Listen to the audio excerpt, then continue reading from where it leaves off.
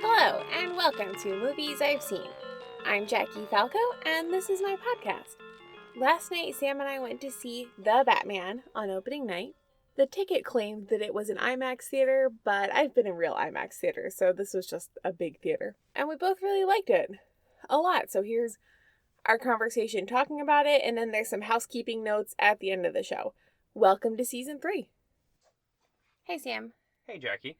Are you ready to talk about The Batman? I am ready to talk about The Batman. Well, it's not the most creative title for a movie, but it is the one they went with.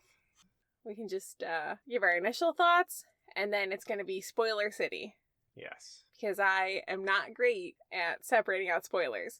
Yeah, and honestly, without giving away the mystery plot or whatever, there's nothing in here that's going to spoil the movie. It's just a really good movie. Yes, it was a really good movie, very enjoyable, checked all my boxes, good characters, beautiful looking, really, highly stylized, in my opinion, really nice editing, easy to follow. All the actors did a really, really good job. Absolutely. I think everyone was really well cast. I agree. Yeah. Ace would like to be in this episode also. Ace, you have to contribute to the discussion. You can't just sit there. He just did. He agreed. Okay. Any highlights that stand out to you?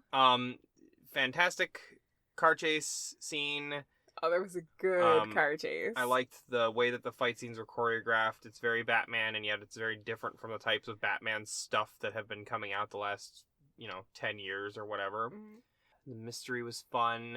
I wasn't expecting the mystery, actually. I mean, the Christopher Nolan Batman series wasn't a series of detective stories, really. Was Batman versus Superman a mystery? Did they have to do detective work? I remember Batman doing some sort of, hard drive hijinks with Wonder Woman. Yes. It felt like it was supposed to be detective stuff, but it didn't feel like a mystery. It wasn't a mystery. He was doing hacker shit, mostly. Mm. He was just trying to find out how to get the kryptonite. Oh, okay, yeah. That's really all he was doing. So even though a lot of the animated movies have that strong detective movie feel, and those DC movies, the animated ones, have been some of the strongest over the past, 10, 15 years. Mm-hmm. Mask of the Phantasm. Well, that's 20 years ago. 15 years ago? Mask of the Phantasm is not 20 years old. It came out in 2002, are you sure? Mask of the Phantasm? No. That's 20 years ago. No, it came out way earlier than that. It came out before 2002. Yes. I don't believe you. I will look it up right fucking now. Look it up. The Dark Knight Returns was really good. 1993, Jackie. Wow, really? Yeah, that was when the animated series was going. Man, that animation holds up. Yeah. That is a beautiful movie. Yeah, it really is. I guess it's almost 30 years old. Yeah. Huh. Well, irregardless, those animated DC movies had a good detective feel to them. They've had a strong mystery plot. Yeah. And that really came through in this movie. Yeah, I don't know what DC's thing is with not having Batman be a detective in live action stuff. He did a little bit of detective work in The Dark Knight itself. Remember when he finds the shattered bullet in the wall and he reverse engineers the bullet and gets Joker's thumbprint off of it? And okay.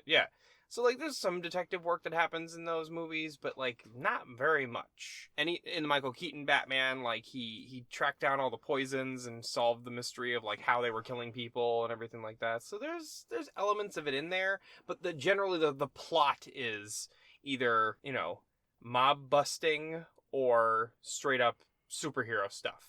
Right, they're not detective stories. Yeah. And that's what this was. Absolutely was, yeah. Did it feel noir to you? Yeah, absolutely. It was. I loved it. The design of Gotham City is noir. The way they shot the movie is noir. The way the characters are lit and move through their atmosphere is noir. Batman's cape, it's got a collar on it, he's in a noir detective thing. Yeah, it's absolutely noir. It was really, really good. Yeah. They did this thing that hasn't been done in Batman very much since, I think maybe Batman Returns was the last time it ever happened, was where Batman is able to, move around in and be part of Gotham City without constantly having to be, to worry about being, arrested or something like that. You know what I mean?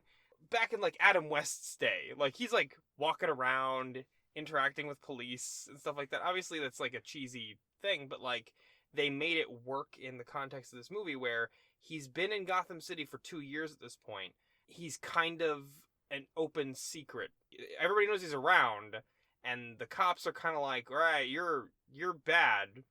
Also help us. Yeah. Yeah. And they trust Gordon. And that's where that all comes from. I guess I'm so used to seeing that in the animated movies because that's the dynamic that most of them have, where Batman is a known, he's technically an ally, yeah, but he's not a well-liked ally. Right, yeah, it's of GCPD. Yeah, that's the animated stuff has that happening a lot because it's long-form storytelling. We don't really get that, especially not in like the Christopher Nolan movies. Like they take place. He's only clocked like what, a couple of months as Batman in the first 2 movies, and then 8 years later he comes back for like a month and a half, and yeah. So Batman isn't really doing long form stuff in most of the live action appearances that he's had, except for, I said that and I'm gonna eat my words all of a sudden. Because, like, in Batman v Superman, he's been around for decades, and yet he's still, like, in the shadows all the time. I don't know. It just it feels different the way that they do him in this one. Yeah, I don't feel like that Batman was well-defined enough.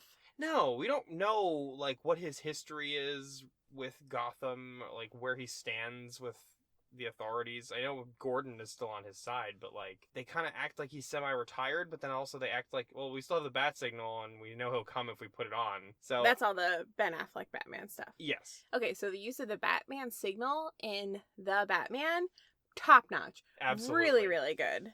I like the way it looked. It was a tiny bit janky, just like pretty realistic. Very good. Yeah, it was great.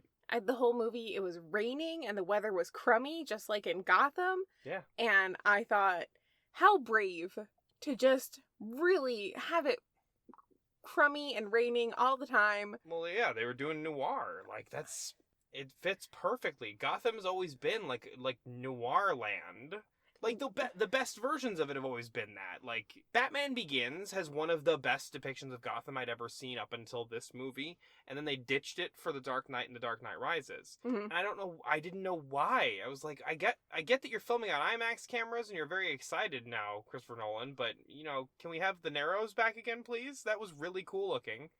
But I always complained about that back in the day. But yeah, the animated movies and animated shows and stuff always had Gotham being very dim and dark and rainy and stuff like that. It was a really nice artistic choice that was difficult to execute because it is harder to film a scene when it's raining. Yes. Also, people don't have the stomach for it when it's dark and depressing for the whole thing. You mean like shooting it? No, I mean like watching it. Oh, okay. It's hard to watch movies that are very dark and depressing the whole way through. The way it heightened the car chase. Oh, oh my God. It was amazing. Yeah. That was fantastic. This is a spoiler cutoff. I was watching Penguin driving in that car chase, like through the rain, through the traffic on the highway, was exhilarating. And the way he like just took those crazy chances and slammed on his brakes to fuck up the semi. To knock the semi truck into Batman. Ooh. It was a bold move, and it paid off. It paid off, well, kind of. It did what it was supposed to do, but that breaks. He recovered pretty good. That breaks. And when the ramps on that semi truck fell down, I was like, oh, hell yes. In this, like, really tense, dark movie, but still I was like, yes, do it. Go for it. And then there goes the Batmobile mid-air. On fire. Like Ghost Rider. Yeah. Oh, man. Yeah, it felt like that, too. Yeah. Yeah, like Ghost Rider. And then Penguin knew he was done. Yeah. Terrifying. And then that shot of him getting out of the car with the flames behind him. Yeah, the camera's upside down from Penguin's POV, and Batman steps out of the Batmobile and is, like, walking slowly towards the overturned car. Was that shot upside down? I thought it wasn't upside down until... No, the whole thing was upside down. Was it? Yeah. Wow, I didn't even notice. I mean, Yeah. My brain did, I guess, but, like, The whole thing was upside down. It was epic. Yeah, that's great. There was a lot of POV stuff in this that I really didn't expect. I think that's more of a risky type of filmmaking, and I was expecting something more traditional, but there was a lot of POV stuff, a lot of like snurry cam and like, I don't want to say like GoPro. Almost, yeah. Yeah, like helmet cam. And how about that when he jumps off the top of the GCPD? And he just runs down the building? No, when he flies. Yeah. Or glides, whatever. He's got his squirrel suit. Yeah. Yeah, his bat squirrel suit. Yeah. But yeah, remember the shot like from his forehead? Yes. Yeah, that was fucking great. Yeah. So all of the POV camera work and cinematography is really engaging and adds to the like thrill and the drama, and in my opinion keeps the movie interesting and like at a high level, and I didn't feel like it was dragging, because I was a little worried that a 3-hour movie was gonna feel, and I did have to pee for the last hour, of course. There was no point where I was like, okay, let's get to the next part. There was action happening, and I think the cinematography really helped with that a lot. Yeah, absolutely. It's very engaging, and yet also it's a very grounded movie too. Like, there's some fantastical stuff that happens in the movie, obviously, because it's a Batman movie, but it's surprisingly grounded. And I'm not even talking about, like, the way that the Christopher Nolan movies are grounded in reality, because, like, even those movies get ridiculous at times. Yeah. Like, he's flying a secret jet fighter helicopter in the third one. But in this one, they don't feel the need to go into great lengths to explain how Batman got all of his stuff and how it all works and all that stuff. We don't need to know how it works in this one. No. It just works, and it's Batman, and we just accept it. He's rich, he paid a lot of money for this stuff, and it works. Yes. They don't explain why his armor's bulletproof. They don't explain how the car works. They don't explain that green gel that he injects himself with at the end that makes him go crazy. Like, I love it. Right. We don't need to. It's a green glowing potion, and he injects himself and then screams real loud and punches a guy almost to death. Just like Bane. Just like Bane. Is that Venom? I guess we'll find out in another movie, maybe. Oh, Bane from the cartoon, I mean. Look, I know Bane in The Dark Knight Rises had some potion, maybe? No. Oh, he didn't have potion. No. Okay. The Venom stuff is from the cartoon and the video game and the comics and everything. Just a side note, Bane from the Harley Quinn cartoon is the best version of Bane. Fight me. What's your favorite thing of him? He's got a coffee mug that says, "Caffeine is my reckoning." And I just want it. I filled out the paperwork, so I guess you're with me today. The Harley Quinn animated show, top notch, really fun and cute and enjoyable. All right, so that wraps up our discussion on the Harley Quinn TV show. I'm glad we did this episode. You get a little mini episode inside of the Batman episode. Let's talk about any complaints we had about this movie. Let's get any negatives out of the way. I do think that 3 hours is a little long. I think they could have accomplished this movie in less time than they did. I think they could have done a 2.5-hour movie and not lost a significant amount of things. I didn't mind that it was 3 hours. I just thought they could have done it, and the way that they made the movie, the way they shot it, the way it's acted, the way the design is done, all that stuff would have still been fucking amazing with a shorter runtime. I thought the movie should be wrapping up at about the time when the water bursts into the arena, and they have to then save the mayor and all those people, and I was like, all right, we defeated the Riddler, everything's been revealed, like, come on, what else we got? My misgivings about the 3-hour runtime are limited because I felt like it should be over around the time that happened. Mm-hmm. The movie does end pretty soon after that, so it didn't overstay its welcome with me. So I just want to make sure that that's clear, my opinion on that. I didn't mind the length at all. Okay, let's do the plot. The movie opens with a mayor of Gotham getting murdered by someone who looks like Zodiac. It's the Riddler. He leaves a letter for the Batman, and Batman shows up to the crime scene. The crime scene, like, thick with cops, escorted by Jim Gordon.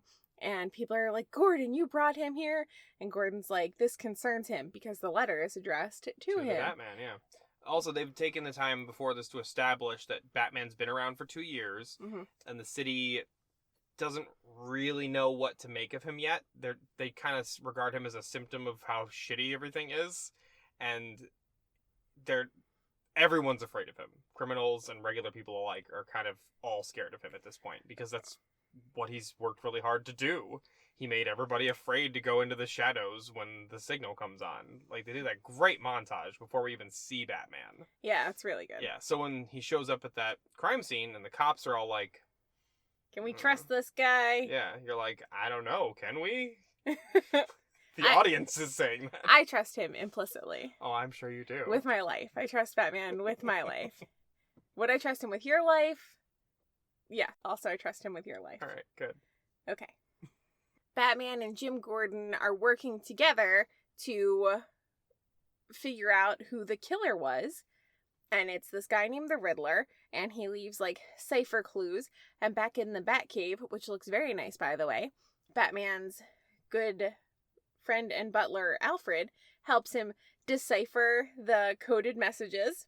And what I thought was funny is there's not enough clues to really, like, move forward or make an arrest. So Batman and Gordon are kind of like, well, I guess we'll get more clues when he kills someone else. That's all you can really do with serial killers. If you hit a dead end, like, you just gotta wait and see what happens. Like, but they are following clues the whole time. Right. Like, it's this thing where they have to keep going back because they missed stuff. And, like, it takes time to solve the puzzle, and then they gotta go back and find the piece that was missing before. Like, his thumb was cut off, and they're like, oh, that was weird. I guess he took it as a trophy, maybe.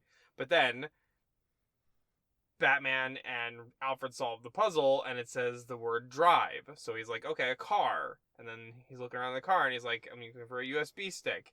And then he's like, why? And then he holds it up, and it's a little USB stick, but it's attached to a human thumb, and he's like, a thumb drive. Got it. Get it? It's a joke. Yeah. I thought the riddles were pretty good. Yeah, it was fine. They're not incredibly complicated. I was getting them. Well, it's for a wide audience. Yeah, that's what I'm saying. I'm not saying I'm a genius. I was getting the riddles. Okay, so after the mayor gets killed, the next person who gets killed is... Well, what did we find out about the mayor? Why was he killed? The mayor was corrupt. Yes. And then the next guy who gets killed... He beat up some lady at the Iceberg Lounge where the Penguin runs the joint. What? That was not how he was corrupt. The pictures. Yeah, I know the pictures, but that wasn't, like, the extent of his corruption. That was just, like... I know that, but we haven't gotten the rest of that information yet. Oh, okay. I was saying, also, he beat up a lady, and there's photos of it. He was a bad person. Right, and that's how Catwoman gets involved. She was friends with the girl in those photos who was beat up. And she's like, I'm on this mystery, too. And Batman's a little bit like, don't get in my way, but also I could use your help. And she's like, don't get in my way, and I will let you help me. Yeah, they meet because he goes to see the Penguin at the Iceberg Lounge to question him because he sees the photos of the mayor with the girl that he beat up and the Penguin's in the background. So he goes to the Iceberg Lounge and he's like, I want to see the Penguin. And they're like, no. And he's like, I'm coming in. And then he does. And then Oswald Cobblepot agrees to see him. And then they talk in his office. It's a really great conversation. Yeah, that's why it's a noir story. It's because, like, our detective is able to go around and talk to people. It's really good. That's a thing that Batman isn't usually able to do. And I'm like, yes! They just gave him an environment where he can do that. Yep. And it's very good. Yeah, Gotham is so fucked up that somebody can just walk around dressed like a bat. And they're like, that's kind of weird, but I don't want him to punch me, so let him in, I guess. I was like, why did they put Colin Farrell in all that makeup and make him a penguin? He did an amazing job. I was prepared to forgive him for whatever happened, and surprisingly restrained. Yeah, he doing a fantastic Robert De Niro impression. Well, later on. So what happens is... but that's where he meets Catwoman, because she works at the Iceberg Lounge, and she's moving around doing stuff, and Batman's like, she's up to something. Then he finds out that she's friends with the girl that got beat up because he sees her distinctive boots in the photos also. So he follows her. And then she breaks into the crime scene and steals that girl's passport out of the mayor's safe. Batman's like, what are you doing? And she's like, I'm trying to help my friend. And he's like, all right, let's go talk to her then. But they can't find her. Kidnapped. I think she's probably dead by that point. Probably, but they don't know that for sure. So the next person who dies is the police chief. No, he's not the chief, because we see the chief later on. I think he's just like a lieutenant or some he's just some higher up. He's Gordon's boss. Yes, he's Gordon's boss, who was his former partner. Yes.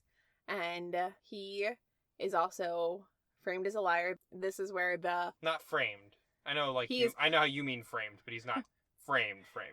He's revealed to be as corrupt as the mayor. Yeah. More clues, another clue letter for the Batman. Mm-hmm. Excellent. Story progresses. Yeah, we find out that all these guys were hanging out at the Iceberg Lounge with mob guys, and it's bad. Like, it keeps getting worse, basically. So Catwoman goes back to the Iceberg Lounge, and she runs into the district attorney. Well, her and Batman are doing like a sting operation. So she runs into the district attorney, and Batman's like, what? Talk to him. And she's like, I don't want to talk to him. To me, this is a feminist moment in the film, because it is a very real way that, like, women move through public spaces, especially nightclub spaces, where you're trying to see what's happening in what area and who's safe and what's real, and just, like, get the lay of the land. Mm-hmm. And you can't make eye contact with people for more than half a second, or they will think that you're interested in them. Yeah. If you are a beautiful woman and you make eye contact with a man who's kind of drunk, he will think you're interested in him. I don't make the rules. This is just how it is. Right, and the movie goes out of its way to point that out too, because you have Batman being like, I need you to look at their faces longer. She's like, I cannot do that. You don't understand how this is, white man. Right. And then he says, turn back and look at that guy. He's the DA. Well, first she says, if I look back, it's going to be a whole thing. And he's like, just do it. And she's like, ugh. And then it's a whole thing. She looks back. He registers because he continued to follow her as she moved past his eye line because she's beautiful. Yeah. And he is still looking at her, obviously, when she glances back. And he sees her look back at him. And he's like, aha, my chance. And he gets up and goes over to talk to her. And she's like, now he's coming to talk to me. And to me, that is feminist filmmaking. Like, the lived experiences of women and how we have to navigate our safety being represented in a very real way. And they literally put you in her POV by having the contact lens be the camera. Yes. And it's brilliant. Yes. It's brilliant. Yeah. Because you're having Batman forced to register this from her perspective. Yes. It's really good. Yeah. So she gets some information from the DA, played by Peter Sarsgaard. I'm so excited to see him anytime I see him. She finds out that there was a rat who fed information about the mob to the GCPD and the district attorney's office. And that's what they used to take Maroni, the mob boss, down some time ago. Yes. And get him out of the drug business. There's a special drug called drops, or what was it? Yeah, they're drops. They're eye drops. And they called them drop heads. Yeah, so they got him out of the business with all this stuff by arresting him. They arrested him and got him out of the business, but the drops are still being sold, so something happened. There was a disconnect somewhere. And turns out that all the authority figures in Gotham seem to be involved in this. Yeah, well, it's the big fight at Penguin's club on Batman's way in, where he fights a bunch of the guards, and then at a crime scene the next day he sees one of the police officers with a broken nose, and he knows, I broke his nose last night at the Iceberg, so can't trust him. Got GCPD guys off duty working security at the Iceberg Lounge. That's another noir thing too, like the corrupt cops are working nights for Big Bruno or whatever, you know? Yeah. Like, the DA is abducted by Riddler, and a bomb gets strapped to his neck, and he, at the next day at the public funeral for the mayor, because this entire movie happens over the course of 1 week. Yep. And it's perfect. from October 31st to November 6th. Mm-hmm. And so the DA drives into the funeral. He crashes into the church and almost kills a bunch of people. Yes. Batman saves a little boy. Thank God. Yeah. Oh, we also establish in this scene that Bruce Wayne's father and Carmine Falcone, the reclusive mob boss, have a history together. And Bruce Wayne is very reserved. He's not a playboy in this. No, he's a recluse. He is basically a shell of a human being at this point. He's mostly just Batman. Yeah. And Alfred's like, oh, I'm glad you're going to a funeral. And and Bruce is like, I'm going to do some undercover work. People think I'm Bruce Wayne, but I'm still doing Batman stuff. Yeah. So the DA shows up with a bomb strapped to his neck. Riddler put a sticker on him, a letter that says, to the Batman. He's got a phone trigger on his hand. Yeah. And everyone is like, what do we do? They clear the church out. They leave him sitting there. And send the bomb squad robot in. And out of the shadows walks Batman. All the cops are like, what? How did he get it? Oh, it's Batman. Whatever. Why is he here? It's a really good scene. Batman and the DA and the bomb. And he gets on a video call with the Riddler. I think it's a great scene for Riddler. Yeah. Great scene for Batman. And the DA is doing his best. The interaction that he has where the Riddler's like asking him personal questions and the DA is pragmatically and cynically giving only as much information as he has to. Yeah. It was not what I was expecting at all. It was a really surprising scene. Yeah, because you expect guys like that in movies to, like, you know, because they're like corrupt, for lack of a better term, bad guys. The DA is kind of a bad guy. But you expect him to crumble. He doesn't turn to jelly. He's still trying to do his thing. You know, he's still trying to save his reputation. Yeah. But then there's also that moment too where Batman tries to ask the DA who the rat was. Yeah. And the DA saying, I'm dead, whether I tell you or not, so I'm just not going to tell you because I have family I want to protect. Yeah. And that's how it ends. Like, Batman stands next to him until the timer hits 0. And I'm like, Batman, you should have been running it at least 3 seconds. And he didn't. And the bomb explodes. And Batman definitely has a concussion for the rest of the movie. I'm sure of it. Probably. Because right after that, he wakes passes out. Yeah. He wakes up in the police station. It's a crazy tense scene. I'm kind of just going to skip over that. Yeah. Just watch the movie. And Gordon arranges for him to escape from the holding cell, runs up to the roof, jumps off in a bat squirrel suit, and flies away. It's a beautiful scene. I love watching all the flying. It's so fast and cool. Great filmmaking. Yeah. Real quick, I want to point something out here. Yeah. In that scene where he flies away, I liked this element of the movie in general where they don't have Batman seeming invincible or like he can just do whatever.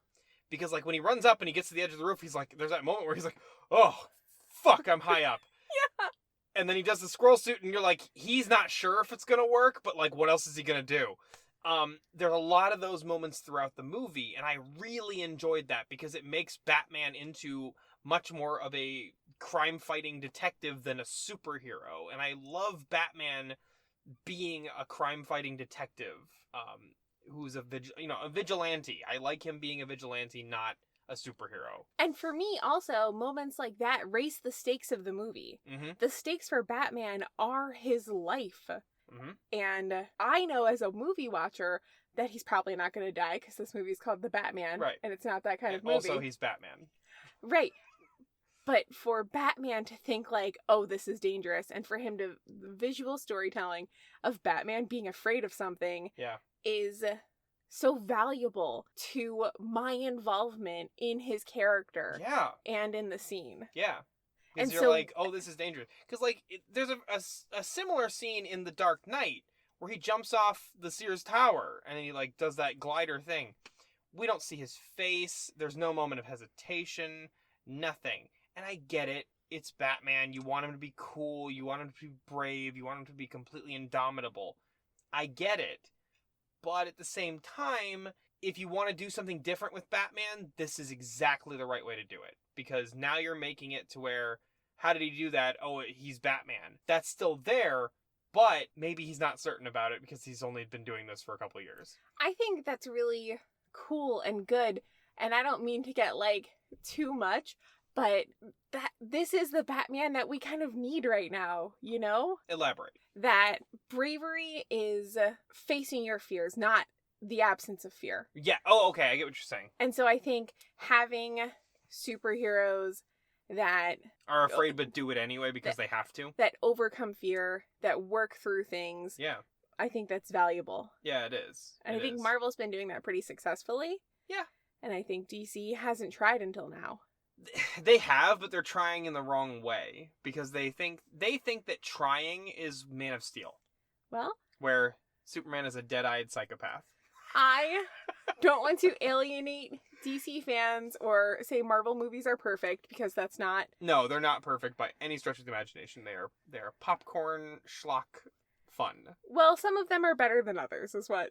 Yeah, I would say. Yeah, but DC has had some amount of success with this because the Suicide Squad did great. The Peacemaker TV show did great. I thought Birds of Prey was pretty good. So they've had some measure of success doing it the correct way also. I would say that it's just that their more high-profile properties have not been successful doing it because they haven't really done it the right way. This is an example of an extremely high-profile property doing it on a grand scale, and I really hope that this movie does well financially so that they'll think, oh, I guess we can do this now. I think it's fortuitous that the mask mandates came off last week. Yeah, it really is. It also doesn't look like this movie was made during COVID, because there's... No, it was. Robert Pattinson got COVID. I know, but I'm just saying, like, a bunch of other movies that were made during COVID, there's only 5 people in a scene. There's hundreds of people in a single shot. Yeah! I am so glad. Yeah, it's nice to see crowd scenes. Yeah, it's good. Okay, so what happens next after the bomb, the DA... Batman escapes from the GCPD. The next thing that happens is they decode another one of Riddler's things, and it turns out to say, you are the winged rat, or the rat with wings, or whatever, in Spanish. And he translates that to be the penguin. So he thinks, oh, he's saying the penguin's the rat, so we gotta go get the penguin now. Okay, so what happens is Batman and Gordon agree that Penguin is probably the rat from the riddle, and so they are going to try to question him, and to get him in a vulnerable place, they attack him or, like, surprise him while he's doing a deal. They were watching him to see what he was doing, and he's doing a cash transfer. Yes. He's taking money from one place to another. Catwoman's there to steal the money and also snoop around. She finds the body of her friend, and then they catch her and Batman.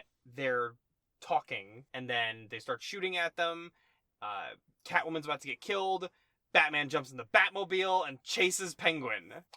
Great chase scene. Yes. We already talked about it. Fantastic. Catwoman does grab a duffel bag full of cash on her way out. And one thing I like is that Batman at no point admonishes her for... He kind of, like, questions, like, do you need the money? Like, why did you do that? Well, he knows something more is up. He's more interested in what else is at play here versus why she took the money or whether she's allowed to take the money. Right. He does not give a fuck about the money. There's a lot of other versions of Batman that would be like, it's wrong. Don't take blood money. But not this version. Nope. He is really unconcerned with property crimes. And I like that about him. He's much... Yeah, well... Yeah, I like Batman when he's fighting systematic corruption and things like that, which is, it's a good look for him. Yeah. And so after the car chase scene, they got Penguin, and Gordon and Batman are questioning Penguin. And he goes full Robert De Niro. Penguin's like, I'm not the rat, you idiots. Yeah, he's like, there's a difference between L and la in Spanish. And they're like, did Riddler make a mistake? And Batman's like, he did not make a fucking mistake. We've made a mistake. It's not the Penguin. Nope. And that's great. Yeah. Like, Penguin gives them some info, and they're like, all right, bye. And just they leave him there with up. his hands and feet tied up, and he waddles. Yeah. That was great. Then they race off, And that's when the hit video comes out, I'm pretty sure. Oh, yeah, they go to the orphanage. There's yeah. a projection. There's a projector playing in the orphanage with the story of Thomas Wayne creating the orphanage and the start of, like, a Renewal Foundation product. Batman figures out that they're targeting him next, or Bruce Wayne next. Yeah. And he starts calling the house, and he's like, Alfred, Alfred, Alfred. And Alfred's not picking up. The Batmobile is driving so fast, and we can see from external shot inside the car that he is screaming at Alfred to answer the phone, and it's not happening. And then the maid answers the phone, and he's like, something terrible is about to happen. And she's like, it already did. And then he comes out from under the overpass, and he sees their condo. It's a condo, right? It's a penthouse. The penthouse, yeah, sorry. He sees the fire, and it happened like 30 minutes already. He was already too late. And we're like, oh my god, is Alfred dead? No, He's not dead. No. He is injured, and he's in the hospital for the rest of the movie, but the movie's only a week long, so... Yeah, that's reasonable. It's appropriate. Yeah. Batman's upset. Well, the hit video that the Riddler put out exposed a lot of stuff about his parents. His mom was in and out of mental institutions, and someone threatened to expose that information while Thomas Wayne was running for mayor. And apparently he tried to give the reporter hush money, but when that didn't work, that guy ended up dead not long after that. And so the Riddler is saying that Thomas Wayne and Falcone are, like, on the same team. So Bruce, as himself this time, goes to the Iceberg Lounge and is like, I need to talk to Carmine Falcone. And they let him in. Yeah. And he goes up and talks to Falcone, and Falcone's like, yeah, in addition to that story that I told you earlier about your dad patching me up that you were there for when you were a kid, yeah, your dad came to me and said, I need you to make this reporter scared. And I killed him instead. So then your dad got set up to be murdered by Maroni. And Bruce is like, Maroni killed my dad? And Falcone's like, probably. So he leaves, and he goes to the hospital. Alfred wakes up, and he confronts him about it, and Alfred's like, you need to get your head on straight, boy. You were talking to Carmine Falcone. He's probably the one that killed your dad, because your dad was going to confess to the fact that he was accidentally involved in a murder, because he felt so bad about it, because your dad was a good man. He just had some mistakes that he made, and he was just trying to protect your mom. Yep, and Batman's like, oh, yeah, I guess that makes more sense. Yep. And then the signal's up in the sky. Selina has abducted the guy who killed her friend.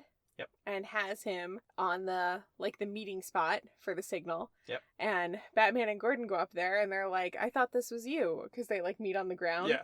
And they get up there, and Selina's got the guy, and yeah. she's like, I'm gonna kill this guy, but I wanted you guys to be here for emotional support. And... well, she wanted it to prove to them, like, hey, I'm killing him, but it's a good reason. Yes. Tell them. And Batman's like, please don't kill him. And she's like, no, I heard my friend get murdered on a voicemail. This is why they stole my phone. Yeah. And on the voicemail, you can hear Falcone murdering her friend. Yep. It's pretty grim. Yeah. And so she throws that guy off the building to make Batman have to stop to catch him so she can get away. She runs off to go kill Falcone. She has also revealed to Batman in private that he is her father. Yep. So, lots of personal drama happening. And Batman's like, I need to get there before she kills him. Yep. And so he sends the voicemail to the press. Gordon does. Yeah. Yeah. Gordon sends the voicemail, just puts it all out there, because that's the only way. Yeah. And Selina's about to shoot him, and then the news comes on. The news comes on, and then the power goes out. Because Batman. The power goes out at the iceberg because Batman has cut power to the building, and everything looks really cool. Everything is lit in a really dramatic way, like city lights coming through the windows. Batman in a dark hallway fighting a bunch of goons. It's illuminated by gunfire only. Love Fantastic. Because he's storming in there to save Selina, either to save her life or her soul, whichever happens first. Yeah. Because he doesn't want her to murder him. And he gets there just in time. He convinces Selina not to kill Falcone, and then they perp walk him out of the building to Gordon. And then Gordon is like, we're going to arrest you now. And he's like, what are you talking about? all the boys in blue work for me. And then he opens the door and there's Gordon's loyal cops are all out there. Yeah, it's like 50 or 60 guys. Yeah, it's enough to start. Yeah. So then they walk him out. Then somebody shoots him. And it turns out that it's the Riddler. They look up. He's up in like a sniper's vantage point in a window across from the iceberg. Mm-hmm. And they storm his apartment. It turns out to be his apartment that he's lived in for years. Yeah. That's how he knows about all the comings and goings. He's been watching them this whole time. It is very full of crazy journals. Yeah. And weird experiments. Yep, it's Jigsaw and the Zodiac combined. And there's a letter for Batman. Mm-hmm. In a cage with a bat. That scene was so intense, where Batman reaches into the bat's cage and, like, just pulls an envelope out, and the bat is freaking out, and I am also freaking out. Yeah.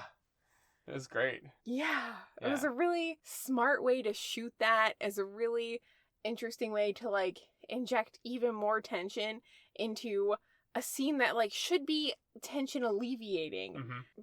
But no, they went the other way with it. Yep. Yeah. What was that? What was in that letter? See you in hell. No, that was the fireproof letter that he blew up Alfred with. He was supposed to blow up Wayne with it. It's hard to remember because the scene's not over. Because a witness saw the Riddler escape from the apartment and they find him at a diner around the corner. Yeah. He's just sitting there getting coffee and they take him into custody. Take him into custody, yeah. There's a lot happening in the movie. So Riddler asks to speak to Batman, and like a gentleman, Batman obliges, and he goes down to Arkham to see Riddler. And, he leaves Batman goes to visit the Riddler's apartment. They're still doing forensics in there. And, like, tagging everything and bagging it and whatever. And they say, Riddler wants to talk to you. He's at Arkham. Yeah, that's what it was. They discover, at the same time, a encrypted video file on Riddler's computer, and Batman's like, I really want to see this video because this guy seems to know a lot about my family. Mm-hmm. But I gotta go. Yeah. So Gordon's trying to decrypt the video. Batman goes to see Riddler in Arkham, and Riddler's like, Bruce Wayne, Brucey Bruce. Man, I hate that guy. Don't you hate him Don't you wish we'd gotten him? And Batman's like, oh, thank God. The whole scene plays out, though, because he's like, you didn't figure out the whole thing. Bruce Wayne. And then he's sitting there, like, he's having a whole a one-sided conversation, and Batman's like, this is it. I'm done. He's outing me. There's a camera recording this. I'm done. But then he says that thing like, we almost got him, didn't we? And Batman's like, you're just ranting. You're a crazy man. And then the encrypted video gets decrypted. Well, Batman goes back to the apartment and decrypts it. Well, there's also that great exchange between them where he explains to Riddler that they are not friends or accomplices, and Riddler, like, he cracks. Yeah. He doesn't like it. And he hints that something big is coming still. So then Batman returns to the apartment on his own, mm-hmm. and there's just one uniformed cop sitting on the location to make sure no one comes in, but he's like, you shouldn't be here. Whatever. Isn't that weird that he killed the people with a carpet spike? And Batman's like, what? He's like, yeah, it's a carpet tuck. Batman's like, shit. So then he rips up the carpet, and there's a map of Gotham with some blinky lights on it, and then it says, a real change, which is the slogan of the new mayor. Yes, a new mayor who's been elected this week also. Yes. It's the first week of November election week. Yeah. A new mayor is elected. Yes, and it's her slogan, and he types that in to the encrypted video file, and then the Riddler video comes up, and it's him talking to all of his followers on the internet. Yep. And it turns out that he has parked some vans full of explosives in front of the seawall, and as Batman's watching the video, and he sees all the people in the comments who are his followers, they're like, all right, we got all our masks and guns and stuff, we're ready to do this.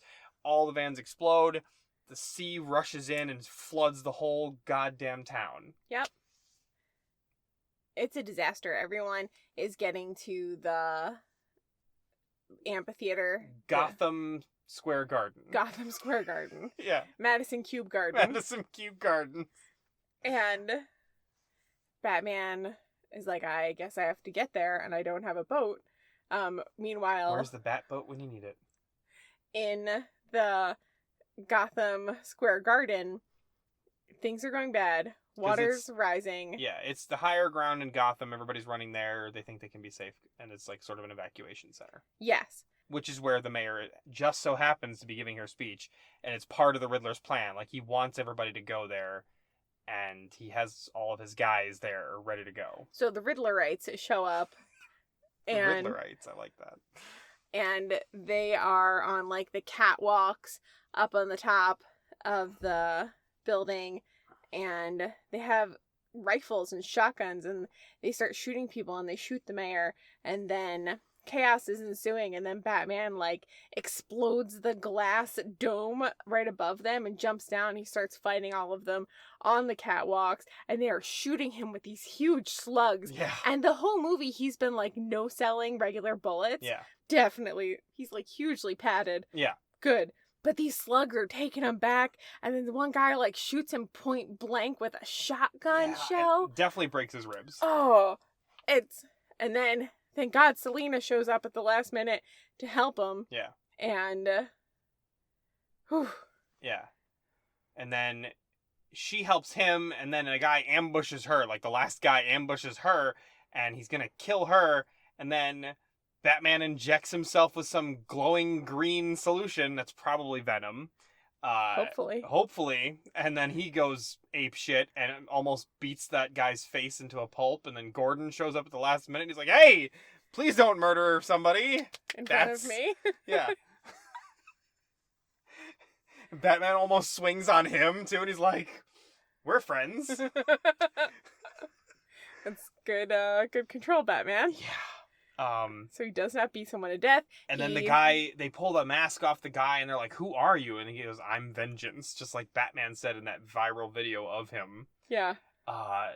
So this is all because of Batman. Yeah. He's like, oh, this is what I've presented to people. I have an image problem. I see why they don't like me. I don't blame them. And then the stadium starts filling up with water, and there's a huge, like, live wire hanging down, shooting sparks. The Jumbotron is hanging down. Yeah. And it's going to fall in the water and electrocute everybody. Right. Well, like, just a cable is not the Jumbotron. Yeah. And Batman sees it, and he's all, still venomed up, and he's like, I can make this jump. And he, like, shoots the grapple gun, but, like, just jumps and swings from this huge cable, and he takes his, batarang. His batarang. His bat knife.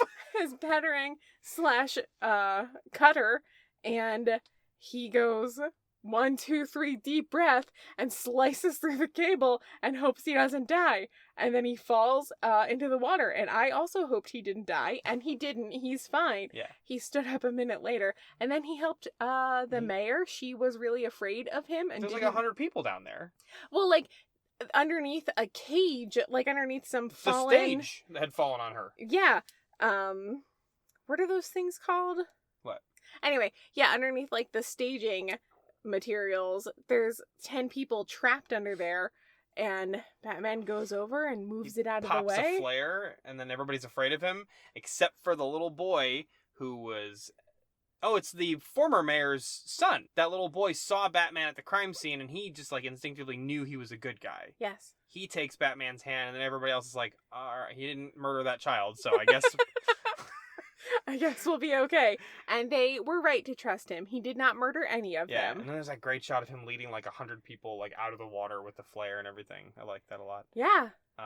Batman helps the National Guard guys get civilians onto backboards. He's just carrying people. He's just in the mix helping.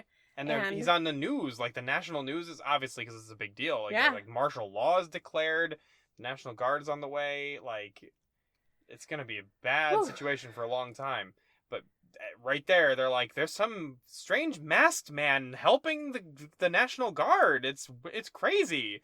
He's all covered in mud. Yeah. It looks like he's working really hard, and he is.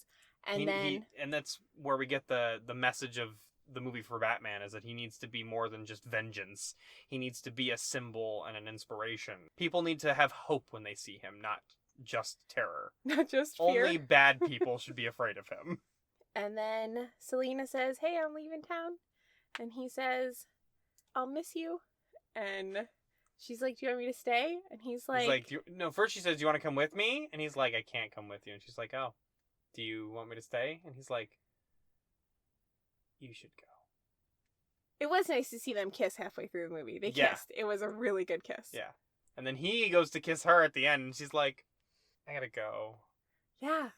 And then he like rides her out of town on his motorcycle, and she goes left and he goes right, and that's our That's movie. the end of the movie, yeah. And it's really good. Yeah. The whole thing is really, really good. I also liked the profession that they gave Riddler. Yeah, he's a forensic accountant. Forensic accountant, yeah, and he got on this mission because he found out that the Renewal. renewal charity fund that Thomas Wayne tried to set up got hijacked after his death by Carmine Falcone and all of the bad guys in Gotham. Being used as a slush fund, basically. Yeah. Oh, did we reveal that Falcone was the rat? Yes. We didn't actually. Oh. Because they Falcone was the rat. Yeah. It's fine. They reinterpret the riddle and they're like, wait, falcons have wings too. Falcone was the rat who got Maroni locked up, and he's got stuff on the former mayor, and he had stuff on Thomas Wayne, and so that's how he's been in charge for all these years. He's basically been the mayor for the last 20 years. Yeah. Yes, he was so bad, and now he's dead. So that's the movie. I really liked everything. Yeah, it was great. In our time in America right now in 2022, in a time of great like economic disparity between the haves and the have-nots, I think this Batman movie is not tone deaf to that, which I was prepared for a tone deaf movie, but this seems to at least it takes a lot of time to talk about that. They talk about the fact that Bruce doesn't have a great perspective because he grew up privileged. Yes. He doesn't understand the thing he's actually fighting for, and by the end of the movie, he does. And they also imply that Bruce is not going to be a have for much longer if he keeps on the way that he's going, so... we'll see. We'll see. But with Gotham the way that it is, like, his money and all that stuff might be meaningless at this point. I don't know where they're going to go with it. Because they also imply that, like, all the bad guys of Gotham are going to, like, rise up and try to take over now. So they could go the no man's land route with it. I don't know. They could go anywhere. All we know is that Riddler has a guy in the next cell who seems very nice. There's one more surprise in the movie. We're not going to say it. If you want to know what it is, text me. Stevie, that's for you. It was nice. Highly recommend. Even Yeah. if you're not a fan of Batman or superhero movies, it's a great detective movie, good noir movie. Yeah. Good action movie. Yeah, I can't stress enough how it's not like a superhero movie. It's not. And it's a PG-13, so it's not too violent. Yeah. They do say fuck in a Batman movie, though. Yes. But Batman doesn't say it. No, Damn. Batman doesn't say it. He's the goddamn Batman. All right, well, thanks for taking me to see it, and thanks for the popcorn. It was really good. It was my pleasure. I love that movie, and I love that popcorn makes you happy. Thanks for listening to the first episode of Season 3. Really excited that it's happening. Yes, I did see Scream 5 and record an episode on it, but I haven't finished editing it yet for complicated reasons, but it will be out soon. That should be the second episode of Season 3, according to all my plans. Also, one note about today's episode. Listening back, I heard myself mention masks and COVID a couple of times, and I'm not exactly sure how it sounded in context, but to be clear, I fully support all protective measures that were taken and continue to be taken. I believe in community responsibility. Get vaccinated, get boosted, and don't litter. That's my political message for today. pretty mild. This show is starting a Patreon, so you can look up Movies I've Seen on patreon.com, or the link is in the show notes. I don't know what the benefits will be besides a warm feeling in your heart, but there might be some eventually. And if you enjoyed this episode, tell someone about it. Don't forget to subscribe to the show on whatever platform you're listening to it on. I hope you have a really great week. I'll talk to you soon.